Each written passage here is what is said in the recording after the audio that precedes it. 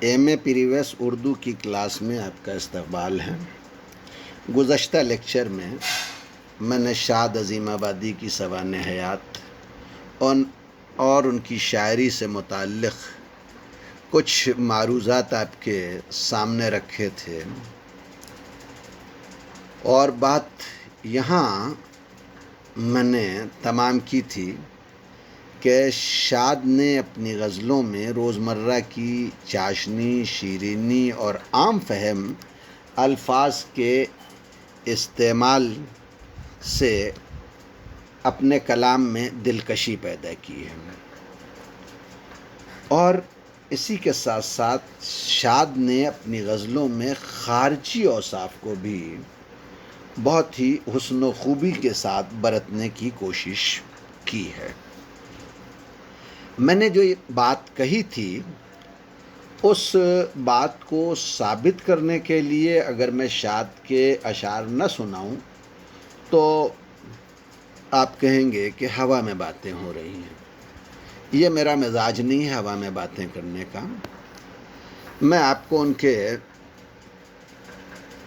کچھ غزلوں کے اشعار سناتا ہوں، جن سے آپ کو پتہ چلے گا کہ شاد نے کس طرح دہلی اور لکھنؤ اسکول کی شاعری کے رنگ سخن کو اپنی غزل میں برت کے اپنی غزلوں کے حسن میں چار چاند لگایا ہے۔ شب کو وہ ہتھیلی سے ان کا شرما کے چھپانا آنکھوں کو، دانتوں سے دبا کر ہونٹ اپنے کچھ سوچ کے ان کا رہ جانا، اپنی ادا سے آپ جھجکنا، اپنی ہوا سے آپ کھٹکنا، چال میں لغزش منہ پہایائیں افری جوانی ہائے زمانے۔ یہ لکھنؤ انداز۔ کہاں سے لاؤں صبر حضرت ایوب ساقی، خم آئے گا صراحی آئے گی تب جام آئے گا، ہزار نقش قدم مٹا کر زمانہ آنکھوں میں خاک ڈالے، جو تجھ سے چھوٹے ہیں ان کو تیری تلاش، جو تجھ سے چھوٹے ہیں ان کو تیری تلاش ہے کارواں رہے گی۔ غنچوں کی آرزو پاک کہتے ہیں ہنس کے پھول، اپنا کرو خیال ہماری تو کٹ گئی۔ اب آپ دیکھیں اس شعر میں کتنا خوبصورت محاورہ استعمال کیا، اپنا کرو خیال ہماری تو کٹ گئی۔ یا یہ شعر دیکھیں کہ یہ بزم میں ہے، یہاں کوتاہ دستی میں ہے محرومی، جو بڑھ کر خود اٹھا لے ہاتھ میں مینا اسی کا ہے۔ شاد نے اپنی غزلوں میں الفاظ کی پاکیزگی پر بہت توجہ دی ہے اور اس کا پورا خیال رکھا ہے، اور غزل کی مخصوص زبان دکن سے لے کر جو ہے وہ لکھنؤ تک ہمیشہ ان کے پیش نظر رہی ہے۔ ان کی غزلوں میں وہ سطحیت اور ابتذال نہیں پایا جاتا جو اس دور کے دیگر شعراء کے ہاں عام طور سے آپ کو دیکھنے کو ملے گا، مثلا داغ وغیرہ۔ انہوں نے خاص طور پر اس بات کا خیال رکھا ہے کہ ان کے ہاں داغ کی سی شوخی اور تیکھا پن تو بنا رہے، لیکن سطحیت اور ابتذال نہ پیدا ہونے پائے۔ انہوں نے اپنی غزلوں میں سنجیدگی اور سنجیدہ لطافت اور حسن پیدا کرنے کی کوشش کی ہے۔ وہ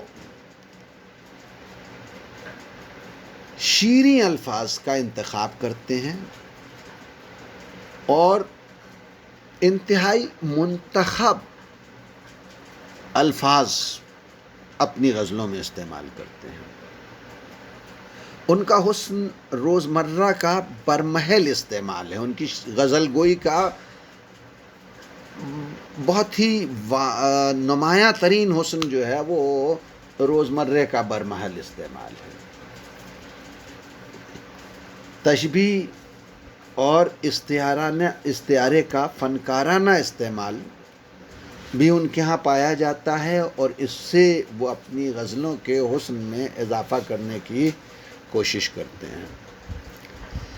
شاد خواجہ الطاف حسین حالی کی اصلاحی تحریک سے بہت زیادہ متاثر تھے، اس لیے انہوں نے جدید رجحانات کو اپنا کر اپنی غزلوں کے تاثر میں اور ان کی کیفیت میں اضافہ کیا ہے، اور نئے رجحانات و میلانات کو اپنی شاعری میں کامیابی سے پیش کیا ہے، اور اس پیشکش میں انداز بیان کی جدت و ندرت اور ایک طرح کی خودداری، وقار اور تمکنت پیدا کی ہے. یہی وجہ ہے کہ شاد کی غزلوں میں جہاں سنجیدگی اور خودداری آ جاتی ہے، وہاں ان کا لب و لہجہ اور انداز بیان بہت دلکش ہو جاتا ہے. شاد کی زبان اور بیان کے حسن کو اردو غزل کے ناقدین نے بہت سراہا ہے، اور شاد کے بعد آنے والے شعراء نے ان کی طرز میں غزلیں کہنے کی کوشش کی ہے. شاد عظیم آبادی نے دہلی اور لکھنؤ اسکول کے زوال کے بعد اردو غزل کی روایات کو برقرار رکھنے کے ساتھ اپنا ایک خاص رنگ قائم کرنے کی شعوری کوشش کی، اور اس میں وہ کامیاب بھی رہے. میری مراد یہاں یہ ہے کہ ان کی شاعری میں تخیل کے ساتھ جذبات کی کارفرمائی بھی نظر آتی ہے. شاعر جذبات کی تہذیب اور احساسات کی شائستگی پر قابو رکھتا ہے. توازن، وضاحت، دھیما پن اور رک رک کر بات کہنے کا جو خاص انداز ان کی غزلوں میں موجود ہے، وہ ان کی جذبات نگاری کو اور زیادہ پر اثر، دلکش بنا دیتا ہے. آپ شعر دیکھیں کہ ہنستے ہنستے رو دیا کرتے تھے سب بے اختیار، ایک نئی ترتیب کا درد اپنے افسانے میں تھا. یا ان کا یہ شعر بھی دیکھیں کہ شاد کچھ نہ پوچھ مجھ سے میرے دل کے داغ کو، ٹمٹماتا سا چراغ ایک اپنے ویرانے میں تھا. ان کی جذبات نگاری میں خیال کی نیرنگی پائی جاتی ہے. ان کی شاعری سے انسان کے عشقیہ جذبات کو ہوا ملتی ہے. ان کی شاعری میں خون بہار لالا گوں اور گوشۂ دامن کا رنگ سب رنگوں سے زیادہ ہے، مگر وہ بہت شوخ نہیں ہے جو مزاج کو جو ہے وہ ناگوار یا بار خاطر ہونے لگے. آپ دو ایک شعر دیکھیں ان کے کہ خزاں کے جانے سے آسودگی دل کو نہیں ہوتی، ہمیشہ لالگوں رہتا ہے گوشہ اپنے دامن کا.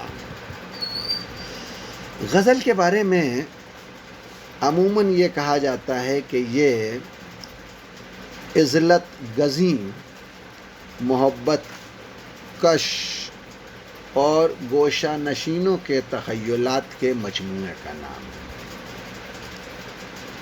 یہ ان افراد کے تخیلات کا مجموعہ ہے جو تنہائی میں اور آئسولیشن میں زندگی گزارتے ہیں، لیکن شاد کی شاعری میں آپ کو صرف یہی نہیں ملے گا۔ شاد نے اپنی غزلوں میں نہ صرف متصوفانہ خیالات نظم کیے ہیں بلکہ معشوق مجازی کے ناز و نخرے، غمزہ و ادا اور خارجی حسن کی بہترین مثالیں بھی پیش کی ہیں۔ آپ ان کے یہ دو شعر دیکھیں کہ عجب نگاہ نے ساقی کی بندوبست کیا، شراب بات کو دی پہلے سب کو مست کیا، کس طرح ملتے ہیں بچھڑے دل سے، دکھائیں گے کبھی دل میں وہ تیر اگر توڑ کر سینہ آیا۔ شاد کی غزل کی سب سے بڑی خوبی یہ ہے کہ کثافت ان کے کلام میں یا سطحیت ان کے کلام میں یا ابتذال ان کے کلام میں کہیں نہیں ہے، اور تہذیب و تمدن کے خلاف ایک بھی حرف ان کی غزلوں میں جگہ نہیں پا سکا۔ پروفیسر محمد مسلم نے شاد کی کہانی شاد کی زبانی میں لکھا ہے کہ شاد کی غزلوں کی سب سے بڑی امتیازی خصوصیت یہ ہے کہ وہ ایسے الفاظ اور مضامین کا استعمال نہیں کرتے جو تہذیب سے دور ہیں یا عام رواج اور شرفا کے مزاج کے خلاف ہیں۔ وہ خود یہ فرماتے ہیں کہ ہر ملک اور ہر زبان، ہر قوم کی سوسائٹی میں الگ الگ خصلتیں ہوتی ہیں، الگ الگ بیہیویئر ہوتا ہے، عوام کا، قوم کا، زبان کا مزاج الگ ہوتا ہے۔ اگر شاعر ان عادات و خصائل کا اپنے اشعار میں خیال نہ رکھے تو کلام میں جو حسن و متانت ہونی چاہیے وہ ہرگز پیدا نہ ہوگی۔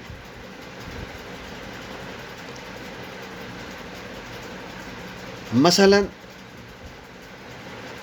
دوسرے مقامات پر ہندوستان سے باہر بوسہ لینا، چاہے وہ معشوق کا ہو یا کسی غیر کا ہو، معیوب نہیں، اور نہ ہی اس کا ذکر کرنا خلاف تہذیب ہے، مگر ہندوستان کے شرفا کی سوسائٹی میں اسے خلاف ادب سمجھا گیا ہے۔ اس بیان کی روشنی میں اگر شاد کی غزلوں کا تجزیہ کیا جائے تو اس مقولے کی زبردست پابندی نظر آتی ہے کہ وہ ایسے الفاظ و مضامین جو تہذیب سے دور ہیں یا شرفا کے مزاج کے خلاف ہیں استعمال نہیں کرتے، ان کا استعمال نہیں کرتے۔ ان کے کلام میں معنویت اور معرفت کے پہلو کثرت سے جو ہے وہ موجود ہیں۔ آپ چند شعر ملاحظہ فرمائیں۔ حیات جاویداں میں فرق بھی آئے تو آنی ہو، مٹوں اور پھر بنوں دریا کی ہستی میں حباب آسا، بتاؤں نام میں کس کس کا شرم آتی ہے، سراغ ایک نے پایا نہ آج تک تیرا۔ پھر پھرے نہ منہ تیری جانب سے مرنے والوں کے، پھرے نہ منہ تیری جانب سے مرنے والوں کے، مٹا خیال دلوں سے نہ حشر تک تیرا۔ میں یہاں عرض کروں کہ شاد عظیم آبادی، خواجہ الطاف حسین حالی، اکبر حسین اکبر الہ آبادی، نواب مرزا داغ دہلوی، مولانا الطاف حسین عالم لکھنوی کے معاصرین میں تھے، اور یہ 1857 کے بعد کا وہ زمانہ تھا جب یہ بحث شروع ہو چکی تھی کہ غزل کا دامن رفتہ رفتہ محدود ہوتا جا رہا ہے۔ لیکن شاد نے اپنی غزلوں سے یہ ثابت کر دیا کہ غزل کا دامن محدود نہیں ہو رہا ہے، بلکہ غزل کے دامن میں اتنی وسعت ہے کہ وہ ہستی و نیستی، مشاہدات و غیر مشاہدات، زندگی و اسرار زندگی، حیات و موت، فلسفہ و سیاست، شباب و پیری، اصلاح نفس و اخلاق، غرض یہ کہ انسانی زندگی کی جتنی باتیں اور انسانی زندگی کے جتنے پہلو ہیں ان سب کو غزل کے دامن میں سمیٹا جا سکتا ہے اور انہیں بیان کیا جا سکتا ہے۔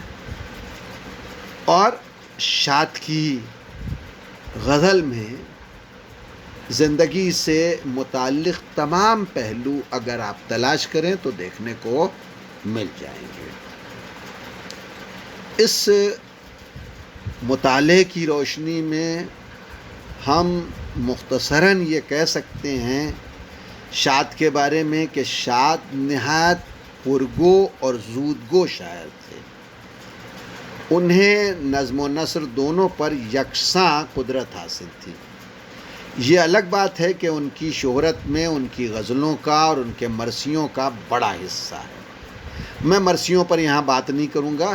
اگر آپ ان کے مرثیوں سے متعلق جاننا چاہتے ہیں تو میری کتاب ہندوستان میں جدید اردو مرثیے کا ارتقاء ملاحظہ فرما سکتے ہیں۔ وہاں میں نے شاد کی مرثیہ گوئی پر بڑی تفصیل سے بات کی ہے۔ میں یہاں شاد کی غزلوں پر گفتگو کر رہا ہوں تو اپنے آپ کو وہیں تک محدود رکھا ہے میں نے۔ ان کی غزلوں میں حسن و عشق کا عامیانہ اور سوقیانہ انداز دیکھنے کو نہیں ملتا۔ ان کی غزلیں عامیانہ اور سوقیانہ انداز بیان سے پاک صاف ہیں۔ پاک بازانہ حسن و عشق، رزم و بزم کی دلکش رودات کے علاوہ ان کی غزلوں میں اخلاق، فلسفہ، تصوف اور توحید وغیرہ کا عنصر موجود ہے۔ غزل گوئی کے اعتبار سے شاد میں میر کے بہت سے انداز پائے جاتے ہیں۔ حسن و عشق کی داستان سرائی کا جہاں تک تعلق ہے، اگر اسے آپ دیکھیں تو اس میں وہی سادگی اور متانت ملے گی جو میر کا انداز ہے۔ چھوٹے چھوٹے الفاظ کے استعمال سے، سادہ ترکیبوں کے استعمال سے وہ بیان میں رفعت پیدا کرتے ہیں۔ اوزان اور بحور کی سطح پر بھی ان کی غزلوں میں میر کا ہی طور دکھائی دیتا ہے۔ میر کی غزلوں میں جو ایک بے نیازی اور فقیرانہ انداز اور استغنا پایا جاتا ہے وہی انداز شاد کے عامی ہے۔ لہٰذا اگر ہم شاد کو 19ویں صدی کا میر کہیں تو شاید جو ہے وہ غلط نہ ہو۔ آپ نے میری گفتگو کو توجہ سے سنا، اس کے لیے آپ کا شکریہ۔ ہم پھر ملیں گے اگلے لیکچر میں ایک نئے موضوع کے ساتھ۔